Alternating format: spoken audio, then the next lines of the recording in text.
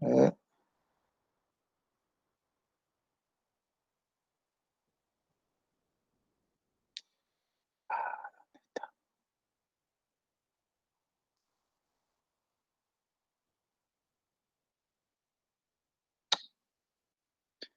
no me aparece la opción de compartir la...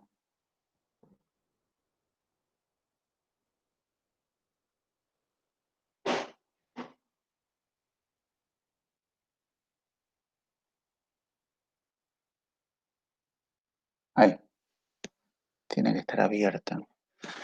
Bueno, lo que quería hacer hoy era discutir un poco las dudas que podrían haber surgido del último tema sobre teoría clásica o que vincula a la teoría clásica, que es la cuestión vinculada al comercio internacional, en particular la idea de que el tipo de cambio puede servir como forma de ganar, como un instrumento que permite ganar competitividad industrial. Ahí, no sé, nosotros habíamos visto la primera parte, esencialmente lo que habíamos dicho era que eh,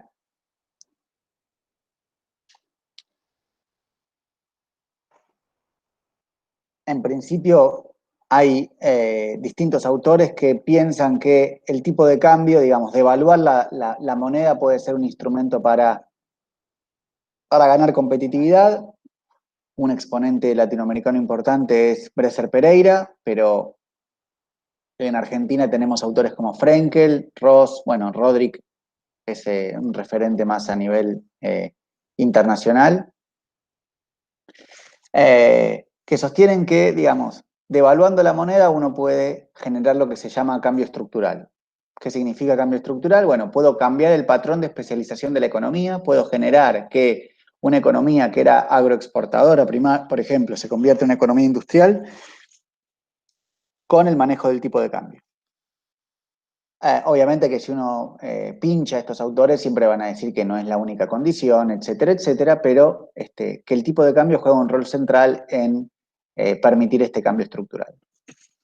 En particular que un tipo de cambio más elevado permite diversificar la estructura productiva en una dirección en particular, es decir, permite incorporar sectores que previamente a la devaluación no eran rentables, sin perder la competitividad de los sectores que ya estaban en la economía. Es decir, si yo paso de un tipo de cambio de 60 a 80, para decir un número, lo que dicen estas posiciones es, si yo al tipo de cambio 60 podía producir las mercancías A, B y C, bueno, cuando el tipo de cambio pasa a 80 voy a producir A, B, C y D, y E y F, pero no voy a dejar de producir A, B y C.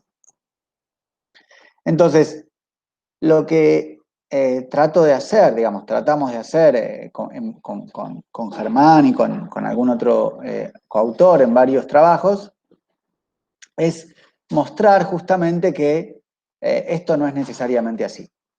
Y para eso usamos un modelo muy simple, un modelo en el que hay tres mercancías, si quieren, dos mercancías que se producen y consumen internacionalmente y dos que necesitan para ser producidas, esas son las mercancías C e I, los bienes transables. O sea, el bien T es el bien C o es el bien I, que se producen con un bien de capital importado, con trabajo y con un bien de capital que es no transable y que por simplicidad se asume producido simplemente con trabajo. Entonces, en esta economía se producen tres mercancías, o eventualmente se pueden producir tres mercancías, y circulan cuatro, porque hay un bien de capital que no se produce, pero se importa. Entonces, lo que primero se hace es definir dos tipos de costos, o mejor dicho, dos tipos de precios. El costo de producción, ese costo de producción de los dos bienes está definido por la multiplicación, digamos, del salario monetario por el coeficiente de trabajo y multiplicado por la tasa de ganancia. Y en el caso del bien potencialmente transable, C o I, a eso hay que adicionarle el costo del capital, del bien de capital importado, pero siempre con la misma tasa de ganancia. Y ese es el mínimo costo que debería, o mínimo precio que deberían recibir los productores para producir el bien localmente. Y que es lo que definiría el precio de la mercancía en economía cerrada, como veníamos viendo hasta las clases anteriores. La particularidad es que en una economía como la que estamos considerando, que es una economía pequeña, ¿qué significa que es una economía pequeña? Es una economía que toma el precio de las mercancías que produce internacionalmente o transables como un dato.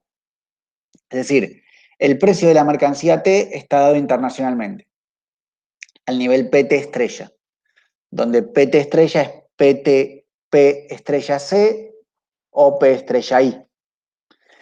Y el valor doméstico de ese precio internacional es el tipo de cambio multiplicado por el precio internacional. Entonces, en el caso de los bienes transables podemos definir un precio alternativo, que es el precio de demanda, o el máximo precio que están dispuestos a pagar los consumidores para hacerse del bien. Es decir, si el costo de producción fuera superior, doméstico obviamente, al precio internacional, bueno, lo que van a hacer los capitalistas, los consumidores, es importar el bien, consumirlo desde de afuera, digamos. Obviamente uno puede adicionar a ese costo doméstico costos de importación, etcétera, etcétera, pero la idea es esencialmente la misma. Y en el caso del bien no transable, que es un bien que solo se puede producir domésticamente, su precio de demanda, es decir, lo que están dispuestos a comprar los consumidores, necesariamente coincide con el precio de oferta porque no hay otro que produzca el bien, además de la economía doméstica. Por definición de bien no transable, es decir, no se puede importar el bien y tampoco se puede exportar.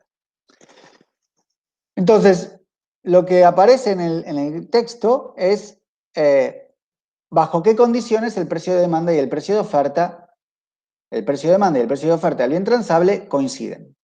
Y uno puede definir un espacio, que es el espacio en el plano WR, que es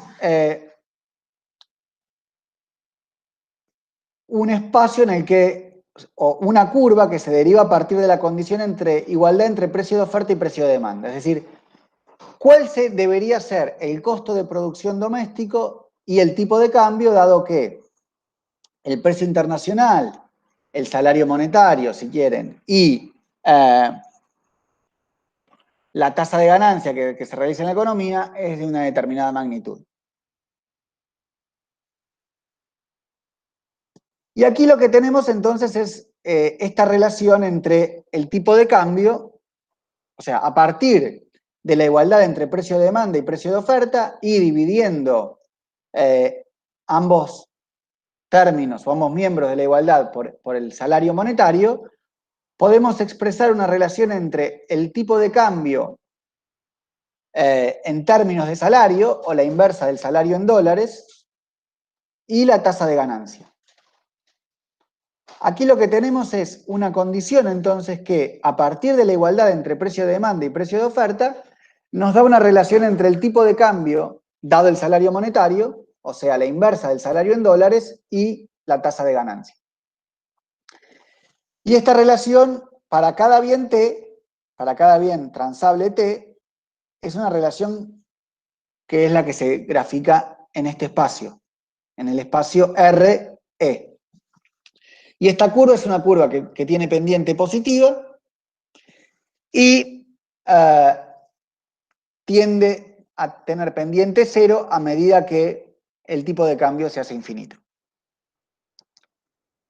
O sea, hay una tasa de ganancia máxima que cada sector puede pagar. Hay una tasa de ganancia máxima que cada sector puede pagar. Entonces, por ejemplo, si agarramos la curva del sector I, esta que está aquí, es la del sector I, lo que vemos es, nos dice esta curva, decime el tipo de cambio en dólares, yo te voy a decir cuál es la máxima tasa de ganancia que puede pagar este sector para ese tipo de cambio. Y lo mismo ocurre con el sector C. Decime el salario en dólares, o la inversa del salario en dólares, y yo te voy a decir cuál es la máxima tasa de ganancia que puede pagar ese sector. Entonces, uno puede, a partir de estos dos gráficos, definir lo que se conoce como el patrón de especialización de la economía, que no es otra cosa que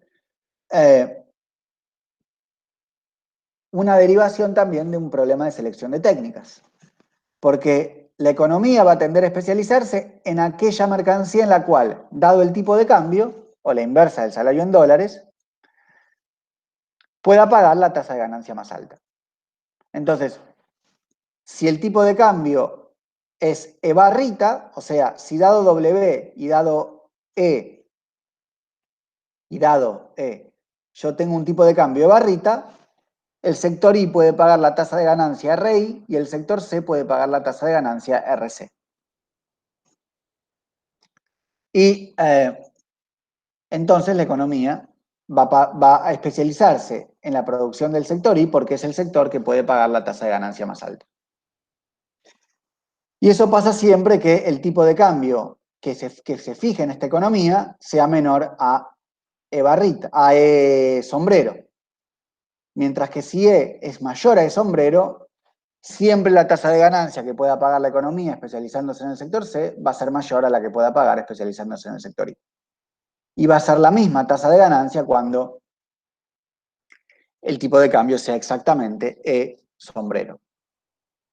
Conclusión, si el tipo de cambio, dado el salario monetario, el tipo de cambio es muy bajo, o sea, menor a E barrita, a E sombrero, perdón, nos especializaremos en la producción del sector I. Si es mayor a E sombrero, nos especializaremos en la producción del sector C. Si de casualidad es exactamente E sombrero, habrá coexistencia de producciones en esta economía. Lo interesante entonces es que si yo tengo un tipo de cambio bajo y devalúo la moneda, no es cierto que termine especializándome o termine incorporando sectores, como sostiene la visión neodesarrollista o neoestructuralista que discutíamos al principio. Porque si yo tengo un tipo de cambio bajo, por ejemplo, de barrita, y devalúo la moneda y paso el umbral que me fija el sombrero, voy a poder producir la mercancía C que antes no producía, pero voy a dejar de producir la mercancía I que producía antes, porque la curva se interseca. ¿Qué está pasando en este caso? Bueno, en este caso, cuando yo devalúo la moneda, es cierto, fíjense que si yo voy para acá, cuando yo devalúo la moneda, el lado izquierdo de la igualdad entre el precio de demanda y el precio de oferta siempre se incrementa más que el lado derecho, porque el lado, siempre que devalúo un 100%, el lado izquierdo se incrementa un 100%, y el lado derecho no se incrementa un 100% porque hay términos que no se tocan. Por ejemplo, LT no se toca.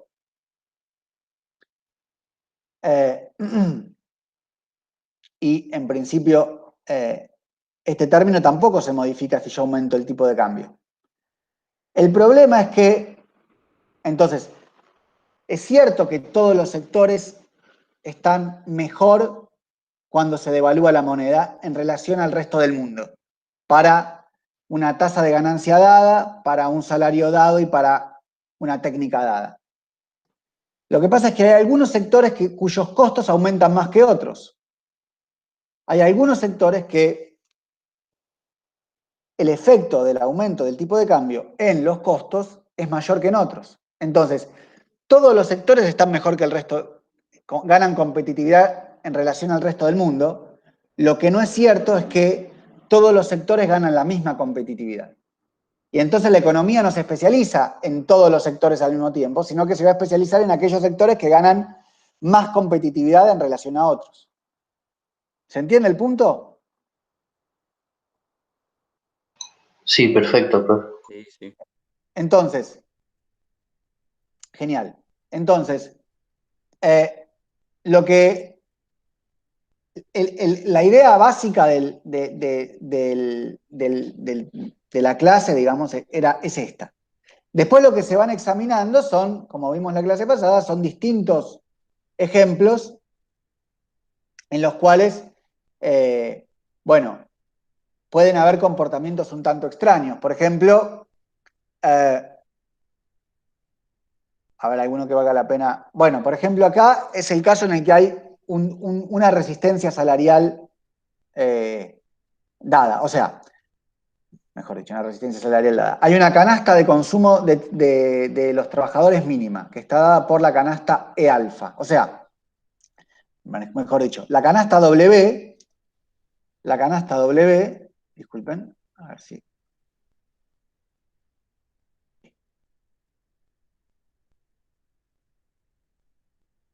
La canasta W del bien transable, o está compuesta por bienes transables y la podemos expresar como el valor de la canasta W es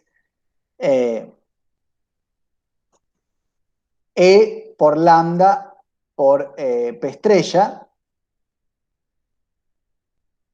y el poder de compra del salario es W dividido ese costo. O sea, lambda es la cantidad unitaria de cada una de las dos mercancías que consume el trabajador promedio, ¿no? Lambda C y lambda I. Entonces, multiplico lambda por su respectivo precio internacional y lo multiplico por E, me da el valor de la canasta unitaria, que es E por P estrella por lambda. Si yo divido mi salario monetario por E por P estrella por lambda, obtengo la cantidad de canastas unitarias que puede consumir el trabajador promedio con su salario W. Si yo aumento el tipo de cambio, este cociente disminuye, es decir, dado el precio P estrella y dada la composición de la canasta salarial, un aumento del tipo de cambio disminuye la cantidad de canastas que puede consumir el trabajador promedio. Si hay, entonces, hay, hay un tipo de cambio que vamos a llamar E sobre E alfa, o que es igual a E alfa sobre W, que es E alfa chiquita, que me da la cantidad mínima de canastas que puede consumir el trabajador promedio. O sea, el tipo de cambio máximo que tolera el trabajador promedio es E alfa, porque un tipo de cambio más alto le impide consumir la canasta mínima de mercancías que puede consumir regularmente. Entonces, incluso si yo quisiera, por ejemplo, como estábamos en el caso anterior, quisiera desarrollar la mercancía no, el sector C, ¿está bien? Yo estoy en un tipo de cambio inicial E0 y yo quiero devaluar la moneda para desarrollar al sector C. Bueno, lo mínimo que voy a tener que devaluar la moneda es pasando desde 0 hasta E sombrero, para que ambos sectores puedan coexistir. Pero hay un límite que se llega anteriormente, que es el límite que impone la resistencia salarial y que tiene que ver con el salario mínimo, perdón, con el salario mínimo o con la canasta mínima de consumo que puede obtener o que puede tolerar el trabajador. Entonces, si el tipo de cambio es mayor a E alfa, lo que vamos a observar es que los trabajadores no van a poder consumir la canasta mínima de consumo y van a luchar, van a reclamar salarios y van a generar un aumento en su canasta, en su salario monetario para poder alcanzar al menos el salario E alfa.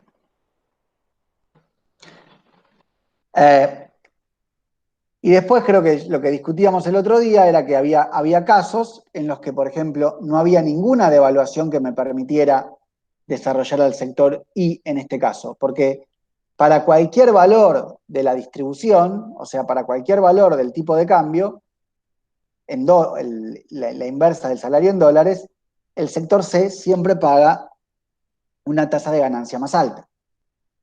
Entonces, siempre me va a convenir especializarme en la mercancía C en lugar de la mercancía I. Y por último, el ejemplo que dábamos en la clase pasada era el ejemplo en el cual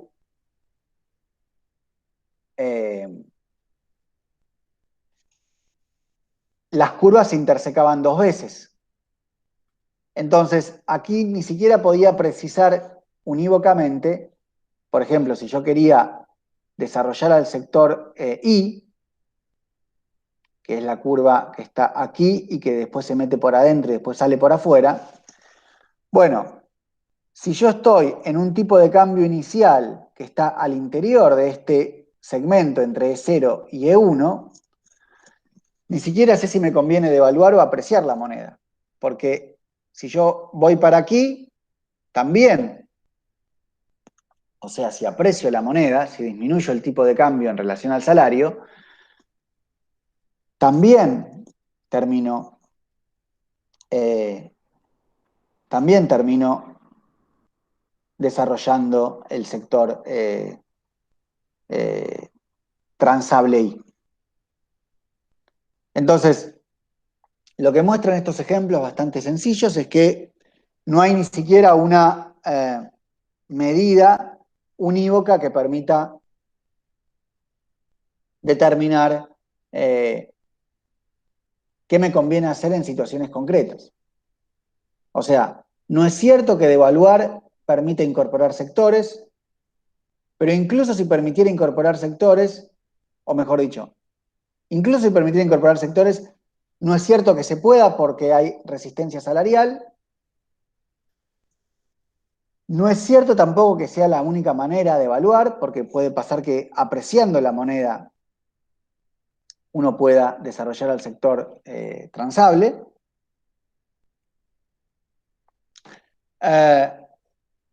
Pero además, y esta es la segunda parte de la presentación, es que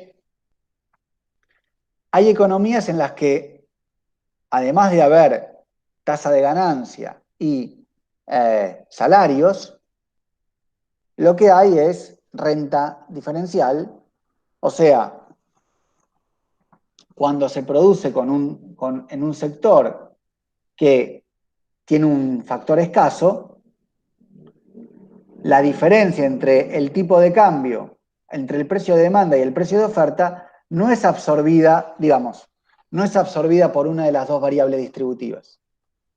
En los casos anteriores, en el caso anterior, cuando se daba esta diferencia, cuando el precio de demanda era mayor al precio de oferta para un tipo de cambio dado, la discrepancia entre estas dos variables quedaba absorbida porque alguna de las dos variables distributivas aumentaba. Si la variable residual era la tasa de ganancia, por ejemplo, yo me paraba en el valor S, digo, voy para atrás. ¿eh?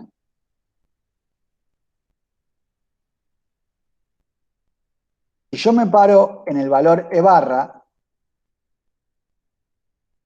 y al valor E barra el precio de demanda del bien I es mayor al precio de oferta, lo que estamos diciendo en realidad es que hay un sector, como había una técnica, que puede pagar una tasa de ganancia más alta al mismo nivel de salarios. Y eso ocurre gracias a la competencia. La competencia es la que, dado el precio internacional, los productores locales van a tender a aumentar el precio para hacerse justamente competitivos. Si esta relación se cumple, si el precio de demanda es mayor al precio de oferta, dado el salario monetario y dado el tipo de cambio, lo que va a tender a aumentar es la tasa de ganancia hasta que esto se convierte en una igualdad.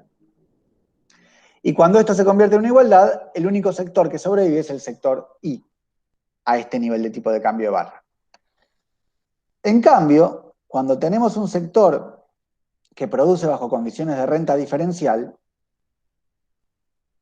lo que dije anteriormente deja de ser cierto, porque hay una parte que pasa a ser absorbido por la magnitud de la renta. Entonces, cuando hay renta diferencial, que es justamente la diferencia entre el precio de demanda y el precio de oferta, la discrepancia no tiende a desaparecer, sino que tiende a ser apropiada por los dueños de la tierra.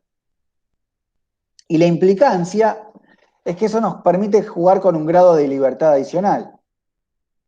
Entonces, yo puedo fijar la tasa de ganancia y el salario en dólares, o sea, y la inversa del tipo de cambio, en relación al salario. Y si, digamos, como en este caso, el sector I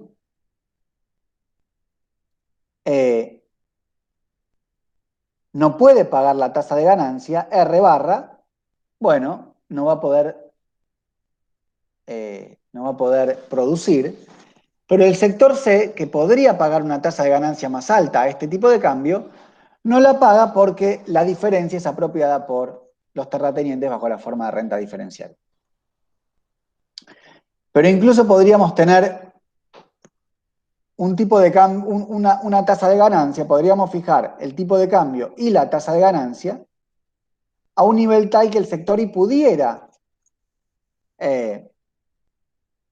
producir, y la diferencia para ese tipo de cambio sería apropiado en el sector C por los terratenientes bajo la forma de renta diferencial.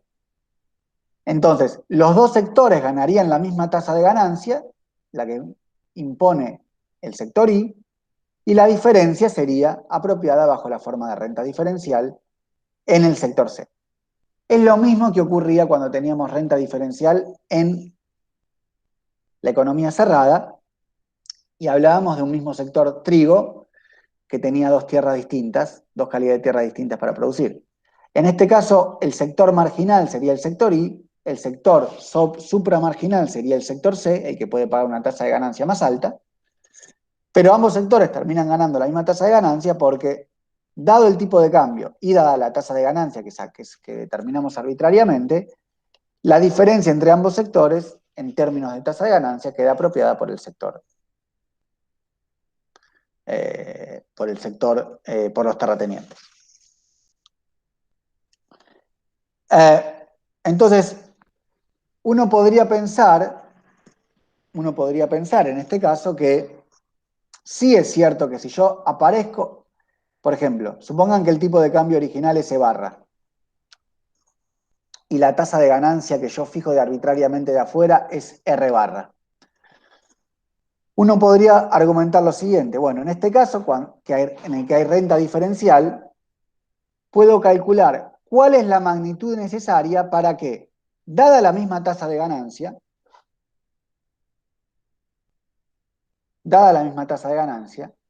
si yo me muevo en delta I, podría asegurar que el sector I, que no era competitivo al tipo de cambio de barra y la tasa de ganancia R barra, pase a ser competitivo a el tipo de cambio EI y la misma tasa de ganancia.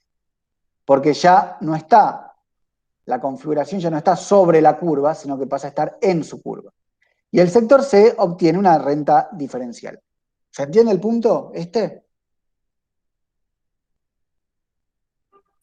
Sí, sí. Ok. El problema de este argumento es que da por sentado que cuando yo muevo el tipo de cambio, la tasa de ganancia no se mueve. Pero bien puede ocurrir que cuando yo muevo el tipo de cambio, yo querría ir de A a B, como estaba graficado en el caso anterior. Cuando yo muevo el tipo de cambio, también tengo algún efecto en la tasa de ganancia. Hay alguna relación entre tipo de cambio y tasa de ganancia que hace que cuando se mueve el tipo de cambio, la tasa de ganancia también se mueva.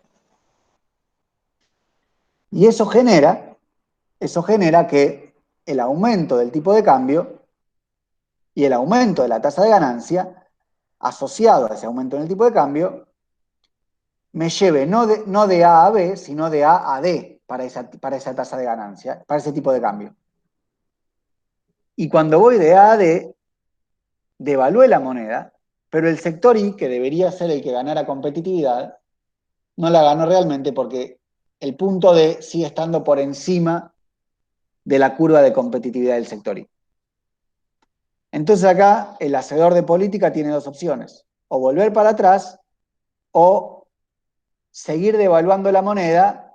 Por ejemplo, si la trayectoria fuera la trayectoria puntuada, debería ir hasta el punto C para ganar competitividad, para alcanzar la competitividad deseada.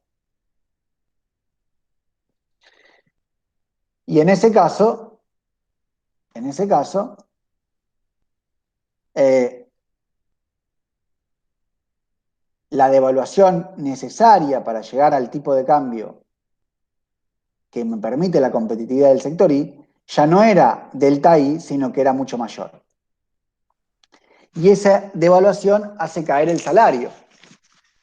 Si el tipo de cambio mínimo, perdón, si el tipo de cambio máximo que toleran los trabajadores es E alfa, y era tolerable devaluar delta EI originalmente, ya no es tolerable devaluar en esta magnitud porque sobrepaso el tipo de cambio mínimo tolerable por los trabajadores.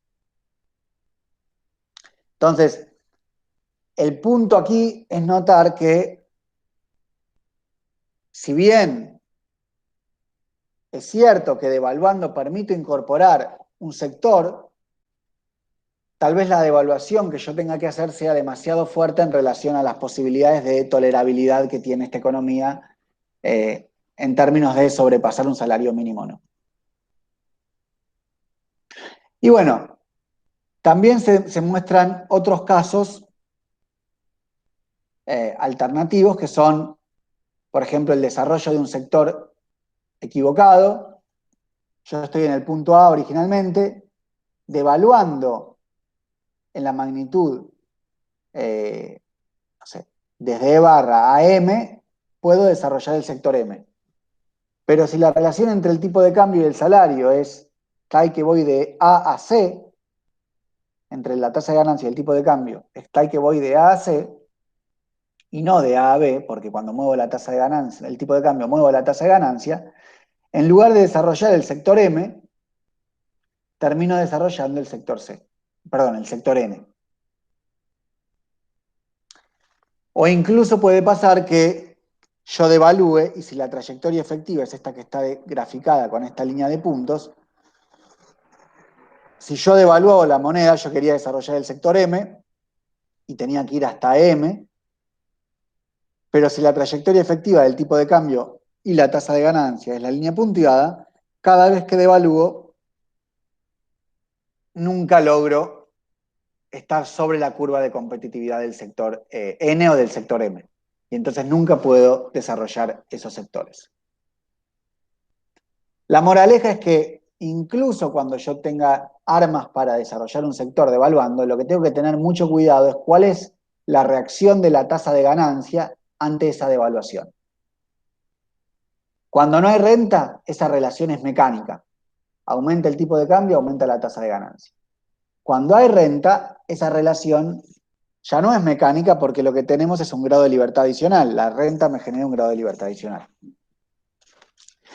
Pero justamente porque no es mecánica, yo no puedo saber de antemano qué va a pasar con la tasa de ganancia cuando devalúo. Entonces, la conclusión general es que hay que tener mucho cuidado cuando se devalúa la moneda o cuando se utiliza la moneda para desarrollar un sector o potenciar sectores, porque en general, no solo que las devaluaciones no son neutrales en términos distributivos, sino que ni siquiera son neutrales en términos de desarrollo productivo. Es decir, no hay mejoras paretianas necesariamente en la devaluación. No es que puedo incorporar un sector sin incorporar el resto. Devaluando incorporo sectores sin perjudicar a los que ya estaban incluidos en mi canasta productiva. En general, devaluando voy a terminar perjudicando algún sector que ya era competitivo internacionalmente.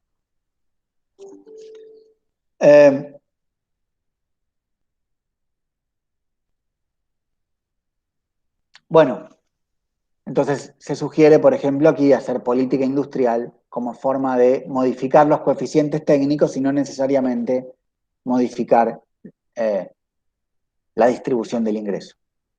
Como expandir la frontera productiva hacia arriba y no necesariamente aumentar el salario a costa o aumentar la tasa de ganancia a costa del salario. Bueno, acá hice un resumen bastante detallado. La pregunta es ahora si tienen ustedes alguna duda eh, de la clase.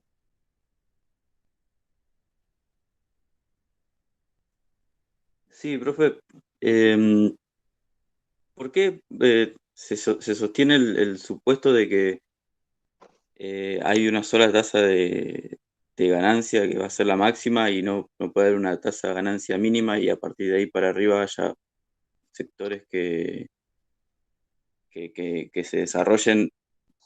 O sea, A ¿se ver, entiende? sí, un poco el supuesto, o sea, el supuesto general es que hay una tendencia a la uniformidad en la tasa de ganancia. Y dado el tipo de cambio, esa tasa de ganancia que va a realizar la economía es la máxima posible. O dado la tasa de ganancia, el tipo de cambio que va a realizar la economía es el mínimo posible. El mínimo tipo de cambio es el máximo salario en dólares. Uno podría, en un segundo nivel de aproximación, decir, bueno, no es cierto que los distintos sectores tengan la misma tasa de ganancia, pero ahí ya nos estaríamos metiendo con cuestiones más particulares. Por ejemplo, habría que establecer cuál es esa tasa de ganancia que realiza cada sector y cómo se determina. O sea, esencialmente, si eliminamos la conexión entre tasas de ganancia, lo que estamos haciendo es ganar grados de libertad, un poco como hacíamos con la parte de la renta, y si ganamos grado de libertad, los dos sectores pueden coexistir. Eso siempre lo podemos hacer en un segundo nivel de aproximación. El problema es tratar de tener una teoría que me diga, o una justificación de por qué una tasa de ganancia tiene que ser más elevada que otra de manera persistente. Es decir, ¿por qué si los productores pueden producir al tipo de cambio de barra en la industria I y ganar la tasa de ganancia RI, van a producir en la industria C y van a obtener una tasa de ganancia más baja? ¿Se entiende? Ese es el argumento, pero es el mismo argumento que venimos usando a lo largo de todo el curso. También podríamos tener coexistencia de dos sectores en una economía cerrada con tasas de ganancia distintas. Bueno, pero ahí lo que estaríamos haciendo es negar el accionar de la competencia. Esencialmente eso.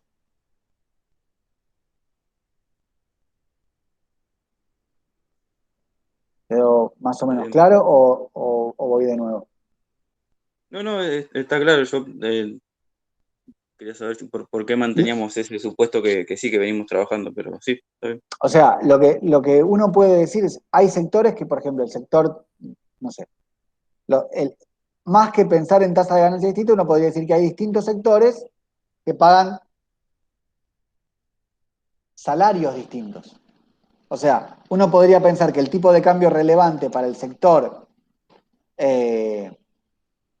para el sector I es E barra, porque el salario es más alto, mientras que el tipo de cambio para el sector, no sé, eh, al mismo tipo de cambio nominal, el salario que paga el sector I es más bajo y entonces podría soportar un tipo de cambio todavía más bajo. Pero esas son cuestiones que hay que discutir caso por caso. Es un buen ejercicio de examen, es lo que Diamond llama la diferenciación cambiaria. ¿Qué es la diferenciación cambiaria? Y cobrarle a un sector, por ejemplo, al sector I le cobramos un tipo de cambio de barra y al sector C le permitimos tener un tipo de cambio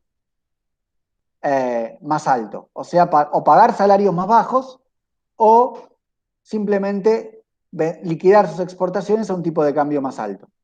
Entonces, ambos sectores podrían realizar la misma tasa de ganancia, pero a tipos de cambio distintos, diferenciados.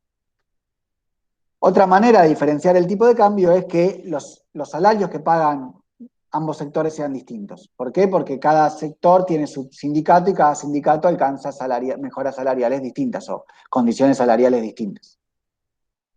Y ahí podrían coexistir los dos sectores. Pero lo interesante es que para una tasa de salarios uniforme y para un nivel de tasa de ganancia uniforme, la coexistencia se da solo de casualidad, se da solo en este punto. Esa es la idea de estas ilustraciones, digamos. Ok, gracias. ¿Alguna consulta más?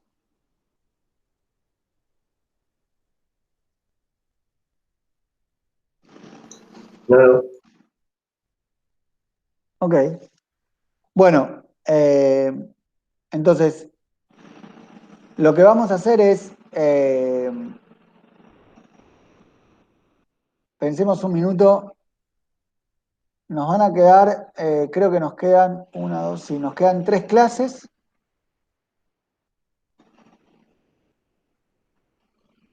Una, dos, tres, cuatro. No, creo que quedan 4 clases. No sé cuándo termina el cuatrimestre en realidad. Si termina el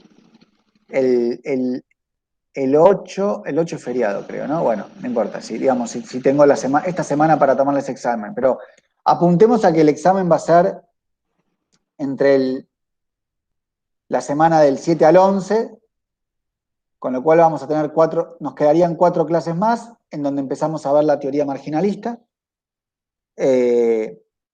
Eventualmente tendremos 2 clases en noviembre, en la última semana de noviembre, que hace falta. Pero la semana que viene ya empezamos con la clase que subí el otro día de teoría marginalista. ¿Está bien? Ahora me están tomando el timbre. sí, está bien, profe. Bueno, tienen para leer el libro de Petri, ver las clases. Y la clase que viene no, la clase que viene, digamos, después de la clase que viene, para la otra tienen que entregar el último trabajo del curso. O sea, para el 17 van a tener que entregar, 17 de noviembre, el último trabajo del curso. ¿Está bien? Y que van a poder acceder la semana que viene. Ok. ¿Ok? ¿Alguna pregunta, algún comentario, algo del examen que quieran decir?